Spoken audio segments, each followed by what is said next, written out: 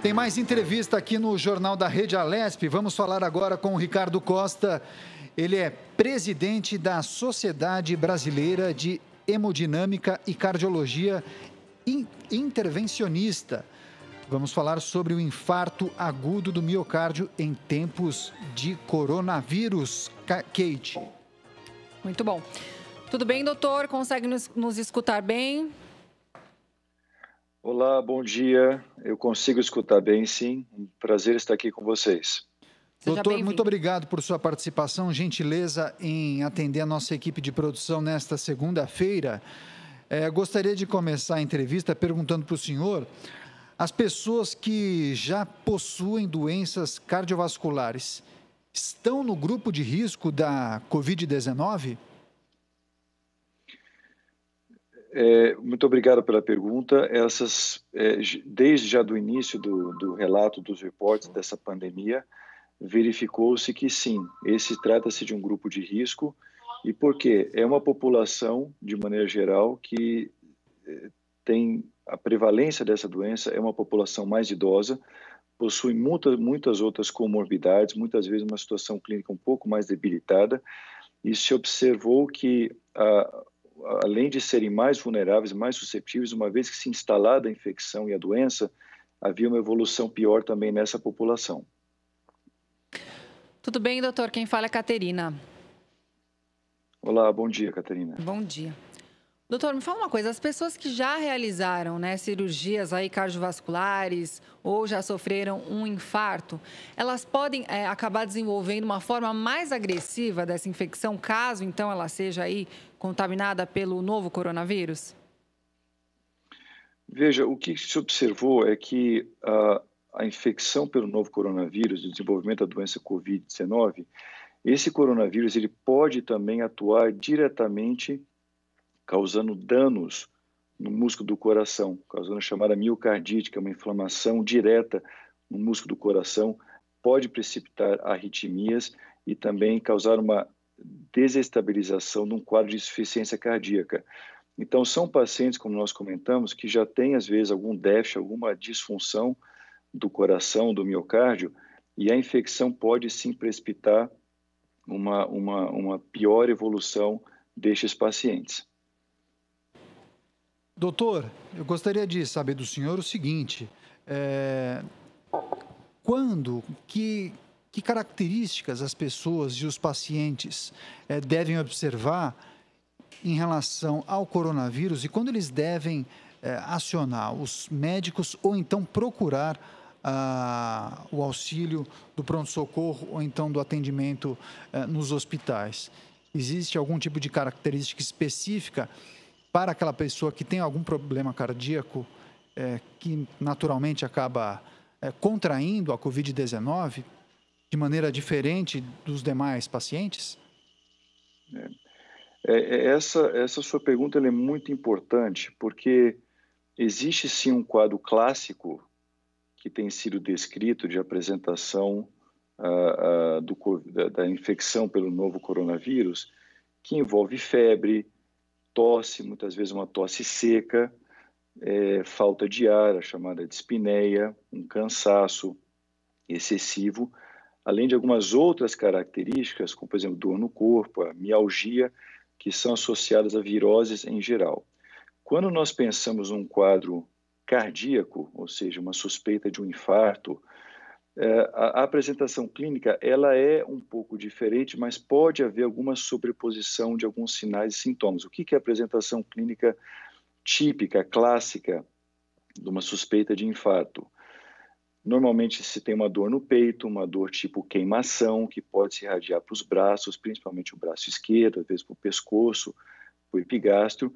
Isso pode vir associado de uma sudorese fria, um cansaço extremo, normalmente é uma dor, é um quadro persistente, ele não regride, ou pode ser às vezes intermitente também, se for o princípio, o início de um quadro de síndrome coronária aguda, mas também pode às vezes ocorrer um cansaço, uma fraqueza, tosse, falta de ar. Então, é muito importante nós não temos como saber isso, muitas vezes até para o profissional de saúde, vai ser um pouco difícil discriminar, vai precisar, às vezes, de exames complementares e de uma avaliação mais detalhada. O que eu acho que é muito importante? Aquele paciente que é um cardiopata ou que manifesta algum desses sintomas, ele deve sim procurar o hospital. Não deve deixar, nós estamos observando que isso não é só no Brasil, em muitos outros locais no mundo já reportados, está se havendo um subdiagnóstico ou a falta de diagnóstico de quadros de infarto ou de suspeita de infarto, e muitas vezes pode levar até uma letalidade por falta de tratamento diagnóstico, a falta do tratamento adequado, no momento adequado, pelo receio dos pacientes irem ao hospital nesse momento de pandemia, o risco de infecção. O que nós podemos falar? A maioria dos hospitais hoje, que possui a estrutura adequada para o tratamento também das doenças cardiológicas, eles conseguem já numa triagem inicial discriminar aquele paciente que existe uma suspeita maior realmente para o COVID-19 e direcionar o tratamento, mas também com exames complementares, uma avaliação mais criteriosa, já direcionar o paciente, que não seja para uma ala aqui de isolamento, mas para o tratamento protocolar das doenças do coração, e isso pode impedir que, por exemplo, um quadro de infarto ele não seja tratado. Eu gostaria de lembrar que as doenças cardiovasculares são o que mais matam no mundo, o que mais mata no Brasil também, e estima-se aí uma fatalidade relacionada a essas doenças a cada 40 segundos em condições normais. Nós temos aí taxas 370, 380 mil óbitos por ano no Brasil por doenças cardiovasculares, sendo que uma grande parte, muito representativa, é relacionado a essa doença do coração, ao infarto agudo do miocárdio. Oi, doutor. Caterina, novamente. Eu tenho uma pergunta. Eu acho que a questão de identificar, né, a doença é um aspecto bastante desafiador, né? Mesmo porque a gente não tem aí o teste para todo mundo. Então, muitas coisas têm sido traçadas aí com base, então, aí nos sintomas da doença. E isso é algo que preocupa bastante, né, a população, né, doutor? Porque às vezes a pessoa começa a ter, de repente, um sintoma, aí, uma febre, começa a espirrar, coriza, e já fica com medo. Será que é uma gripe? Será que é H1N1? Será que é coronavírus? Quer dizer, é algo que preocupa bastante a população. E quando a gente fala da questão de problemas no coração, a coisa ainda é mais complexa, né? O senhor acha que os sintomas, então, desse novo coronavírus pode, de alguma forma, mascarar os sintomas de um infarto, por exemplo? Como diferenciar isso no meio aí de tantas informações, né, doutor? Como nós comentamos, isso é um desafio, mas existem quadros clássicos, quer dizer, um quadro de febre não é um quadro de infarto, né? Um quadro de tosse seca, normalmente lembrar que a maior parte dos pacientes com infecção pelo novo coronavírus, eles têm um quadro leve, né? Eles têm um quadro que muitas vezes ele inclusive é recomendado que seja tratado de maneira ambulatorial, de maneira domiciliar, eu diria. Não há necessidade de estar no hospital, de estar internado, e essa evolução vai ser uma evolução mais benigna. Mas esse tipo de dificuldade acaba sendo realmente aqueles quadros mais graves de evolução mais complexa, e lembrar que mesmo os pacientes, a própria infecção pelo novo coronavírus, em uma apresentação mais grave, ela pode também cursar com dano ao coração, como nós comentamos, e que pode, muitas vezes, isso tem sido relatado, pacientes terem um infarto do coração tendo a infecção pelo novo coronavírus. Então, existem alguns mecanismos, né, propostos, como, por exemplo, a própria situação inflamatória sistêmica que se instala e pode levar à ruptura de placas ateroscleróticas, podem haver também, isso pode ser um efeito secundário da hipoxemia, ou seja, aquela diminuição da oxigenação sanguínea. Então, realmente, nesses quadros mais graves, há de se ter muita atenção. As equipes médicas hoje estão muito bem, estão treinadas e estão cada vez mais bem preparadas para identificar para o caso de um paciente diagnosticado que está infectado com o novo coronavírus, desenvolveu a doença COVID-19, está numa evolução mais grave, se sofreu um infarto, ele também poder ser diagnosticado e poder receber o tratamento adequado. Isso oferece também outros desafios em termos das equipes médicas que realizam esse tipo de tratamento. Eu faço parte da Sociedade Brasileira de Hemodinâmica e Cardiologia Intervencionista, que é a especialidade que oferece o tratamento preferencial nessa condição de infarto agudo do miocárdio, em termos de oferecer uma angioplastia, uma recanalização mecânica do vaso. Uma vez que isso acontece, nós estamos diante de pacientes infectados ou sobre risco elevado de infecção, às vezes você não tem o diagnóstico no momento, há necessidade que essa equipe também esteja muito bem paramentada, esteja assim dentro de uma estrutura hospitalar que ofereça todas as condições para que o tratamento possa ser realizado de maneira efetiva, mas sem oferecer risco aos profissionais de saúde que realizam esse tratamento. Agora são 10h33, estamos conversando com o Dr. Ricardo Costa. Ele é presidente da Sociedade Brasileira de Hemodinâmica e Cardiologia Intervencionista. Doutor, nós conversamos há pouco com a médica infectologista, a doutora Raquel Moarec, e ela fez uma análise sobre a quarentena, o isolamento, a restrição de circulação por parte das pessoas. E eu pergunto para o senhor se o senhor avalia que é preciso ou é recomendável que as pessoas cardíacas respeitem a quarentena de uma maneira mais disciplinada do que as demais, em razão, naturalmente, do risco de contágio. Que avaliação o senhor faz desse cenário? Sem dúvida, a quarentena, o isolamento social é uma ferramenta muito importante para a contenção da propagação do novo coronavírus. Nós trabalhamos em cima, e as autoridades de saúde trabalham em cima de projeções, de previsões e também a partir de experiências que têm sido observadas em outros países. Então, a cada dia que passa, nós estamos observando um incremento do número de diagnóstico e também do número de fatalidades, e existe uma preocupação muito grande no crescimento exponencial do número de casos e da apresentação mais grave da doença, que possa necessitar de hospitalização, pacientes que possam necessitar de hospitalização e também de cuidados mais intensivos, como, por exemplo, de UTI. E a grande preocupação é que realmente isso leve a um colapso do sistema de saúde, que pode simplesmente não ter todas as condições e recursos para atender a todos ao mesmo tempo. Nós sabemos que esse vírus é de propagação muito rápida, muito fácil, então aquelas populações de mais alto risco é justamente onde este cuidado deve ser maior. E aqui se inclui, sim, os pacientes com doenças cardíacas, com passado de infarto, que já sofreram procedimentos de revascularização, como cirurgias cardíacas, como angioplastias coronárias, e como nós comentamos, a maior parte dessa população encontra-se na faixa etária acima de 60 anos. Então, há de se ter cuidado, sim, é uma população onde a preocupação com o isolamento social ela deve ser maior e deve ser tomado maior cuidado, maior disciplina com eles.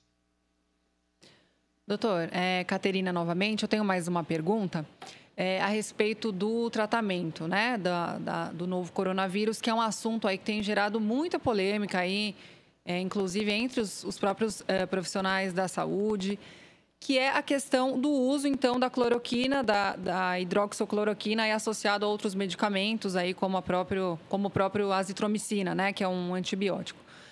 Eu vi, inclusive, uma declaração do próprio ministro da Saúde dizendo que ele não recomenda o uso indiscriminado desse tipo de medicamento porque é um tratamento que pode, então, dar efeitos colaterais aí no coração, como uma arritmia cardíaca, por exemplo. O que o senhor poderia falar para a gente, né, sobre esse assunto? Qual que é a sua visão, então, aí do uso desse tipo de medicamento para aí o coronavírus?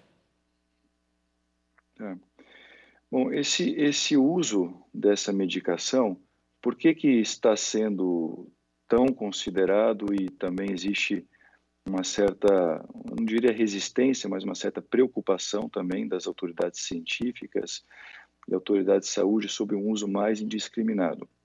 Em primeiro lugar, o uso desta medicação em alguns cenários de alguns pacientes, foi observado resultados bastante benéficos, bastante promissores.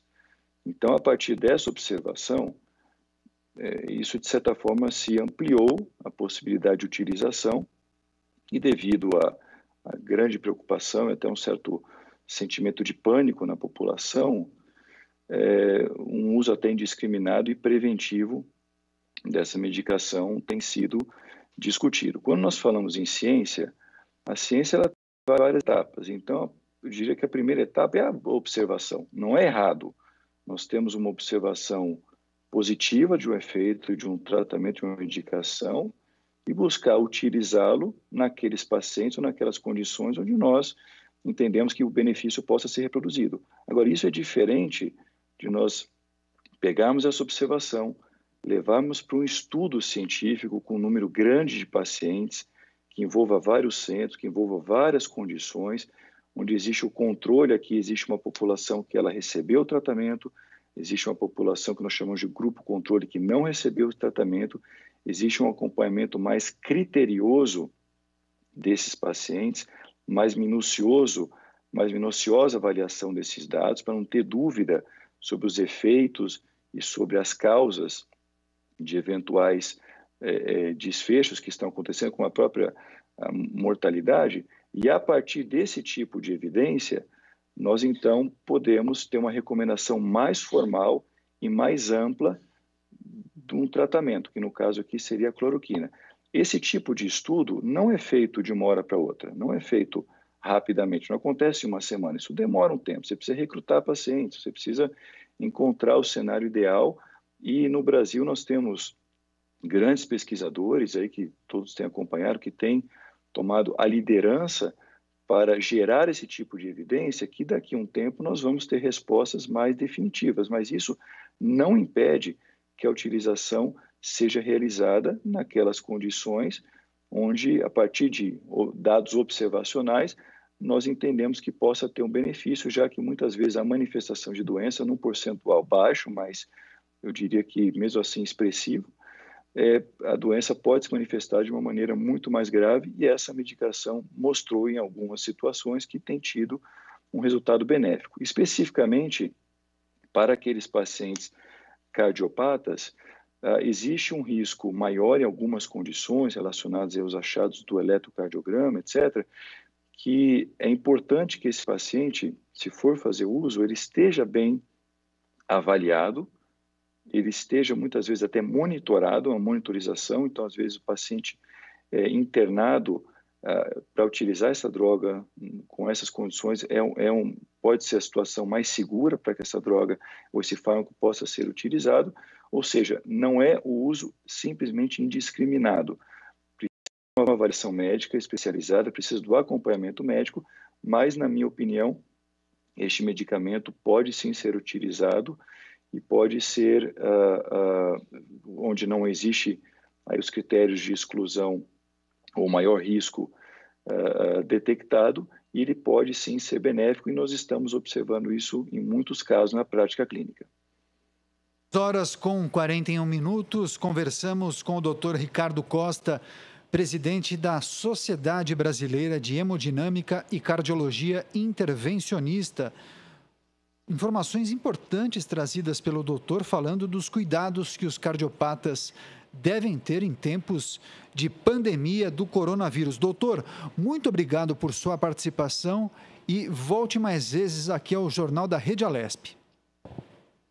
Eu que agradeço pela oportunidade, vocês estão nos dando para levar também as informações, o alerta à população. Estamos todos trabalhando e comprometidos para a melhor tratamento e melhor resolução dessa pandemia, que nós acreditamos que temos condições de oferecer o tratamento, as condições necessárias para que o menor sofrimento da nossa população. Muito obrigado a vocês pela oportunidade. Muito obrigada, doutor, e até a próxima.